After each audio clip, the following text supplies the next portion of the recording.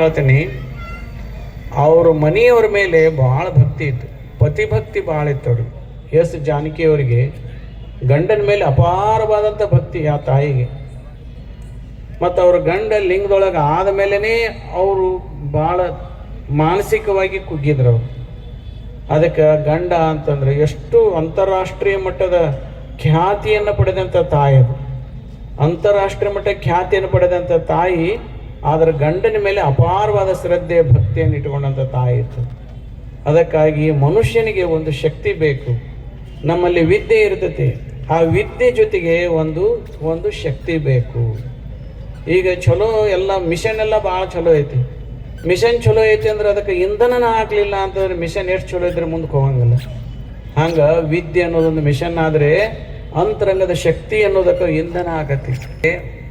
ಸಾಕಷ್ಟು ಜಾಣರಿರ್ಬೋದು, ಭಾಳ ಇಂಟೆಲಿಜೆಂಟ್ ಇರ್ಬೋದು, ಭಾಳ ವಿದ್ಯೆ ಇರ್ಬೋದು, ಆದರೆ ಅದಕ್ಕೆ ಒಂದು ಶಕ್ತಿ ಬರಬೇಕಂತಂದರೆ ಅದಕ್ಕೆ ಒಂದು ಭಕ್ತಿ ಇರಬೇಕು. ಯಾರಲ್ಲಿ ಭಕ್ತಿ ಇರ್ತೈತೋ ಅವರಲ್ಲಿ ಅದ್ಭುತವಾದಂಥ ಶಕ್ತಿ ಬರ್ತೈತಿ. ಆ ಶಕ್ತಿಯಿಂದ ಅವರಲ್ಲಂಥ ವಿದ್ಯೆ ಇಡೀ ಜಗತ್ತಿನ ತುಂಬ ಪ್ರಕಾಶಮಾನವಾಗಿ ಬೆಳಗ್ತೈತಿ. ಅದಕ್ಕಾಗಿ ಮನುಷ್ಯನಿಗೆ ಭಕ್ತಿ ಅನ್ನೋದು ಭಾಳ ಬೇಕು. ಒಂದು ದೈವ ಭಕ್ತಿ ಇರಲಿ, ಮಾತಾಪಿತೃಗಳ ಭಕ್ತಿ ಇರಲಿ, ತಂದೆ ತಾಯಿಗಳ ಬಗ್ಗೆ ಅಪಾರವಾದ ಭಕ್ತಿ ಇರಲಿ, ಗುರುಭಕ್ತಿ ಇರಲಿ, ಶಿಕ್ಷಕರ ಮೇಲೆ ಗುರುಭಕ್ತಿ, ಶಿಕ್ಷಕರ ಮೇಲೆ ಅಪಾರವಾದ ಭಕ್ತಿ ಇರಲಿ, ಹಿಂಗೆ ಹಿರಿಯರ ಮೇಲೆ ಭಕ್ತಿ ಇರಲಿ. ಹಿಂಗೆ ಮನುಷ್ಯನಲ್ಲಿ ಒಂದು ಭಕ್ತಿ ಅನ್ನೋದು ಭಾಳ ಮುಖ್ಯ ಐತೆ. ಅದಕ್ಕೆ ಜಾನಕಿ ಅಮ್ಮವರಂತಲೇ ಆ ಅಪಾರವಾದಂಥ ದೈವ ಭಕ್ತಿ, ನಿತ್ಯದಲ್ಲಿ ದೇವರನ್ನು ಕುರಿತು ಧ್ಯಾನ ಮಾಡ್ತಿದ್ರು, ಮೌನ ಧ್ಯಾನ ಮಾಡ್ತಿದ್ರು. ಆ ಧ್ಯಾನದಿಂದ ಅವರ ಸ್ವರ ಇಷ್ಟು ಮಾಧುರ್ಯವಾಗಿ ಬಂತು. ಇವತ್ತು ಎಸ್ ಪಿ ಬಾಲಸುಬ್ರಹ್ಮಣ್ಯಂ ಅವರಾಗಿರ್ಬೋದು, ಪಿ ಬಿ ಶ್ರೀನಿವಾಸ್ ಅವರಾಗಿರ್ಬೋದು, ಇವರೆಲ್ಲ ದೈವ ಭಕ್ತರು. ಇವರೆಲ್ಲ ಅಷ್ಟೊಂದು ದೈವ ಭಕ್ತರು ಇವರು, ದೇವರ ಮೇಲೆ ಅಪಾರವಾದ ಶ್ರದ್ಧೆ ಉಳ್ತಕ್ಕಂಥವ್ರು, ಭಕ್ತಿವಂತರು. ಆ ಭಕ್ತಿಯ ಶಕ್ತಿಯಿಂದಲೇ ಇವತ್ತು ಇಡೀ ನಾಡಿನ ತುಂಬ ತಮ್ಮ ಹೆಸರನ್ನು ಅವರು ಪ್ರಕಾಶಮಾನವಾಗಿ ಬೆಳಗಲಿಕ್ಕೆ ಸಾಧ್ಯ ಆಯಿತು. ಇದು ನಾನು ಹಿನ್ನೆಲೆಯಾಗಿ ಅಧ್ಯಯನ ಮಾಡಿದ್ದೆವು. ಅದಕ್ಕಾಗಿ ಇವತ್ತು ನಮ್ಮಲ್ಲಿಯೂ ಕೂಡ ಆ ಭಕ್ತಿಯನ್ನು, ಶ್ರದ್ಧೆಯನ್ನು ನಾವು ಬೆಳೆಸ್ಕೊಂಡಿವೆ ಅಂತಂದರೆ ನಮ್ಮೊಳಗಿರ್ತಕ್ಕಂಥ ವಿದ್ಯೆ ಅದು ಜಗತ್ತಿಗೆ ಮುಡ್ತತಿ, ಸಾರ್ವಜನಿಕಕ್ಕೆ ಉಪಯೋಗ ಆಕತಿ. ಅದರಿಂದ ಆ ವಿದ್ಯೆಗೆ ಒಂದು ಕಳೆ ಬರ್ತತಿ. ಅದಕ್ಕೆ ಇವತ್ತಿನ ದಿವಸ ಸುರಸಿಂಧು ಮೆಲೋಡಿಯಸ್ದವರು ಏನು ಒಂದು ಈ ಕಾರ್ಯಕ್ರಮವನ್ನು ಮಾಡಿದ್ದಾರೆ. ನಮ್ಮ ಊರಿನಲ್ಲಿ ಇಷ್ಟು ಚಂದ, ಭಾಳ ಚಂದ ಹಾಡ್ತಾ ಹುಡುಗರು. ನಾನು ಬಂದಾಗ ಒಂದು ತಾಯಿ ಹಾಡಕತ್ತಿತ್ತು, ಆ ಎಸ್ ಜಾನಕಿನೇ ಹಾಡಕತ್ತಾಳ ಅನ್ನೋ ಹಂಗಾಗಿತ್ತು. ಅವ್ರು ಎಸ್ ಜಾನಕಿ ಅವ್ರು ಏನಾರು ಇಲ್ಲಿ ಬಂದಿದ್ರೆ ನಾ ಅದೇನೇ ಮತ್ತೆ ಯಾರು ಅದಾರ ಅಂತ ಕನ್ಫ್ಯೂಸ್ ಆಗಿಬಿಡ್ತಿತ್ತು ಅವ್ರಿಗೆ. ಅದು ಅಷ್ಟು ಚಂದ ಆ ಮಕ್ಕಳು ಹಾಡ್ತಾವು. ನಮ್ಮ ಊರಿನಲ್ಲಿ ಇಷ್ಟು ಚಂದ ಹಾಡ್ತಾರೆ ಅನ್ನೋದೇ ಒಂದು ದೊಡ್ಡ ಸಂತೋಷ ಸಂಗತಿ. ಅವರು ವಿನಯತಾಯಿ ಹರಿಹರ್ ಅವರು ಒಳ್ಳೆ ಮೆಲೋಡಿಯಸ್ ಸಿಂಗರ್, ಅವರು ಭಾಳ ಚಂದ ಹಾಡ್ತಾರೆ ಅವರು. ಹಿಂಗೆ ನಮ್ಮ ಊರಿನಲ್ಲಿ ಇನ್ನೂ ಗಣೇಶ ರಾಯಬಾಗಿ ಅದಾರೆ, ಇನ್ನೂ ಭಾಳ ಜನ ಇಲ್ಲಿ ಈ ಊರಿನಲ್ಲಿ ಹಾಡೋರು ಅದಾರೆ. ಅವ್ರನ್ನೆಲ್ಲ ಮುಂದಕ್ಕೆ ತರುವಂಥ ಒಂದು ಕಾರ್ಯವನ್ನು ನಮ್ಮ ರವೀಂದ್ರ ಅವರು ಮಾಡಕತ್ತಾರೆ. ಅವ್ರಿಗೆಲ್ಲ 15 ದಿವಸಗಟ್ಟಲೆ ಇರ್ತಾರೆ, ತಿಂಗಳಗಟ್ಟಲೆ ಇಲ್ಲೇ ಇರ್ತಾರೆ. ಅವ್ರ ಜೊತೆಗೇ ಪ್ರಾಕ್ಟೀಸ್ ಮಾಡೋದನ್ನ ಅವ್ರ ಜೊತೆಗೆ ನನಗೆ ಅವ್ರು ನೋಡಿದಾಗ ನನಗೆ ಮನಸ್ಸು ಏನೋ ಒಂದು ರೀತಿ ವಿಶೇಷ, ನಾನು ಒಂದು ದೇವ್ರನ್ನ ಕಂಡ ಹಾಗೆ ನನಗೆ ಭಾವನೆ ಆಗುತ್ತೆ.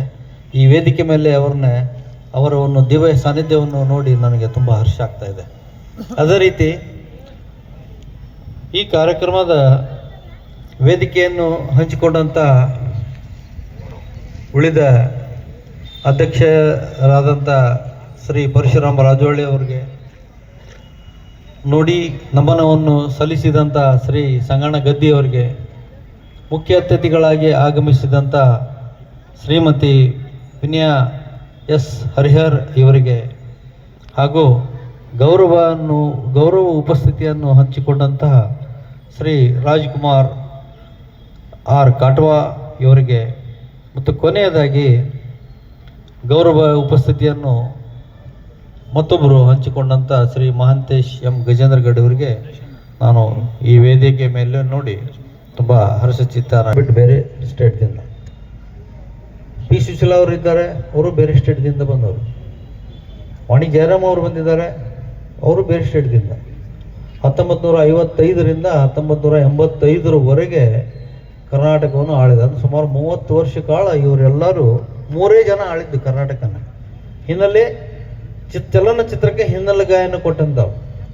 ಉಳಿದವರು ಹಾಡಿರ್ಬೋದು ಕೆಲವೊಂದು, ಬಟ್ ಬೆರಳೆಣಿಕೆಯಲ್ಲಿ ಮಾತ್ರ ಹಾಡಿದ್ದಾರೆ. ಹಾಗಾದ್ರೆ ಕರ್ನಾಟಕದಲ್ಲಿ ಆ ಜನ ಯಾಕೆ ಹುಡುಗೋಲಿಲ್ಲ ಹೇಳಿ ನೋಡೋಣ. ಯಾಕಂದ್ರೆ ಇವಾಗ ನೋಡಿ, ನಾನು 2 ಹಾಡ ಕೇಳ್ತಾ ಇದ್ದೆ. ಒಬ್ರು ಎಸ್ ಜಾನಕಿ ಅಂತಾನೆ ನಾನು ಅವ್ರಿಗೆ ಕರಿತಾ ಅವ್ರನ್ನ ನಾನು ಪಿ ಸುಶೀಲಾ ಅಂತಾನೆ ಕರಿತಿದ್ದೆ. ಆ ಹುಡುಗಿ, ಸಣ್ಣ ಹುಡುಗಿ, ಸುಮಾರು 12ರಿಂದ 15 ವರ್ಷ ಇರಬೇಕು ಇದ್ದ. ಹಾಗಾಗ್ಬಿಡುತ್ತೆ ಆ ಪ್ರತಿಭೆ ಕೇವಲ ಇಲ್ಕಲಿಗೆ ಮಾತ್ರ ಸೀಮಿತ ಆಗಿಬಿಡುತ್ತೆ. ಅವರು ನಮ್ಮ ಸ್ಟೇಟ್ ಲೆವೆಲಿಗೆ ಹೋಗಕ್ ಆಗಲ್ಲ. ಸ್ಟೇಟ್ ಲೆವೆಲಿಗೆ ಹೋದ್ರಪ್ಪ ಅಂದ್ರೆ ಆಮೇಲೆ ನ್ಯಾಷನಲ್ ಲೆವೆಲ್ದಾಗ ಹೋಗ್ಬೋದು. ನ್ಯಾಷನಲ್ ಲೆವೆಲಿಗೆ ಹೋದ್ರೆ ಇಂಟರ್ನ್ಯಾಷನಲ್ ಲೆವೆಲ್. ಅವ್ರನ್ನ ನಾವು ಇಲ್ಕಲ್ ಬಿಟ್ಟು ಅವ್ರಿಗೆ ಎಲ್ಲಿ ಕಳ್ಸೋದೂ ಇಲ್ಲ, ಮತ್ತು ಅವ್ರಿಗೆ ನಾವು ಪ್ರೋತ್ಸಾಹನೆ ಕೊಡೋದಿಲ್ಲ, ಮತ್ತು ಕಳ್ಸೋದೂ ಇಲ್ಲ. ಅದಕ್ಕೆ ನಾನು ಹೇಳೋದೇನಪ್ಪ ಅಂದ್ರೆ, ನಾನು ಚಿಕ್ಕವನಿದ್ದಾಗ ಒಂದು ಸಂಸ್ಥೆ ನೋಡ್ತಾ ಇದ್ದೆ, ಕಲೆ ಮತ್ತು ಸಾಂಸ್ಕೃತಿಕ ಸಂಸ್ಥೆ. ಅಂದ್ರೆ ಏನಿದ್ರ ಅಂತಂದ್ರೆ, ಕಲೆ ಮತ್ತು ಸಂಸ್ಕೃತಿ ಎರಡು ಒಂದು ಮುಖದ 2 ನಾಣ್ಯಗಳಿದ್ದಾಗೆ. ಕಲೆ ಮತ್ತು ಸಂಸ್ಕೃತಿ ಅನ್ನೋದು, ಕಲೆ ಇರುತ್ತೆ, ಸಂಸ್ಕೃತಿ ಇರೋದಿದ್ರೆ ಆ ಕಲೆ ಬಿದ್ದು ಹೋಗ್ಬಿಡುತ್ತೆ. ಸಂಸ್ಕೃತಿ ಇರುತ್ತೆ, ಕಲೆನೇ ಇಲ್ಲಂದ್ರೆ ಆ ವ್ಯಕ್ತಿನೂ ಬಿದ್ದು ಹೋಗ್ಬಿಡ್ತಾನೆ. ಇವು ಎರಡೂ ಇದ್ದೂ ಅವ್ರಿಗೆ ಪ್ರೋತ್ಸಾಹ ಕೊಡದಿದ್ರೆ ನಾವು, ಅವನು ಬಿದ್ದು ಹೋಗ್ಬಿಡ್ತಾನೆ. ಅಂದ್ರೆ ಏನಿದ್ರು ಬಿದ್ದು ಹೋಗ್ತಾನೆ. ಕಲೆ ಅನ್ನೋದು ಎಷ್ಟು ವಾಸ್ಟ್ ಇದೆ ಅಂದ್ರೆ, ಎಲ್ಲದಕ್ಕೂ ಕಲೆನ ಅನ್ಬೋದು ನಾವು. ಈಗ ಇಲ್ಕಲ್ ಸೀರೆ ವಿಶ್ವ ಪ್ರಸಿದ್ಧ. ಅಂದ್ರೆ ಇದು ಯಾಕೆ ಇಲ್ಕಲ್ ಸೀರೆ ಬಂತಂದ್ರೆ, ಆ ಒಂದು ಡಿಸೈನ್ ಇದೆಯಲ್ಲ, ಅದು ವಿಶ್ವ ಪ್ರಸಿದ್ಧ ಯಾಕೆ ಆಯ್ತಂದ್ರೆ ಅದು ಒಂದು ರೀತಿ ಕಲೆನೇ. ಅದನ್ನ ಇವರು ಈಗ ಆ ಒಂದು ಕಲೆ. ಇವಾಗ ಅಮೀನ್ಗಢ ಅನ್ಕೊಳ್ಳೋ ಕರದಂಟು ಅಂತೀವಿ ನಾವು. ಅದು ಕರದಂಟು ತಿನ್ನೋದು ಬಿಟ್ಟೆ 30 ವರ್ಷ ಆಯ್ತು, 20 ವರ್ಷ ಆಯ್ತು ಗೊತ್ತಿಲ್ಲ. ಆದ್ರೆ ಯಾಕೆ ಫೇಮಸ್ ಆಗಿದೆ ಅಂದ್ರೆ ಅದು ಒಂದು ಕಲೆನೇ. ಅಮೀನ್ಗಢ ಕರದಂಟು, ಗುಳೇದ ಗುಡ್ಡದ್ದು ಬ್ಲೌಸ್ ಅಂತಾರಲ್ಲ, ಕಣ ಅಂತಾರೆ. ಆ ರೀತಿ ಇಲ್ಕಲ್ ಏನು ಕಡಿಮೆ ಇಲ್ಲ. ಇಲ್ಕಲ್ದಲ್ಲಿ ಎಲ್ಲಾ ರೀತಿ. ಇವತ್ತು ಗಜೇಂದ್ರಗಢ, ನಮ್ಮ ಮಹಾಂತೇಶ್ ಗಜೇಂದ್ರಗಢ ಅವರು ವೇದಿಕೆ ಹಂಚಿಕೊಂಡಿದ್ದಾರೆ. ಅವ್ರಿಗೆ ಗೊತ್ತಿಲ್ಲ, ಅವರು ನಾಟಕ ಮಾಡ್ಬೇಕಂದ್ರೆ ಅವರೇ ಮಹಾಂತೇಶ್ ಗಜೇಂದ್ರಗಢನೇ ಬೇಕು. ಅವರೇ ನಾಟಕ ಹಮ್ಕೋಬೇಕಾಗತ್ತೆ, ಅವರೇ ಮಾಡ್ತಾರೆ, ಅವರೇ ಓಡಾಡ್ತಾರೆ. ಅವ್ರಿಗೆ ಶುಗರ್ ಇದೆ 400 ಆಸ್ಪಾಸ್, 350ರಿಂದ 400. ನನಗೆ ತುಂಬಾ ವೇದನೆ ಆಗುತ್ತೆ ಒಳಗ್ಲಿದ್ದೆ.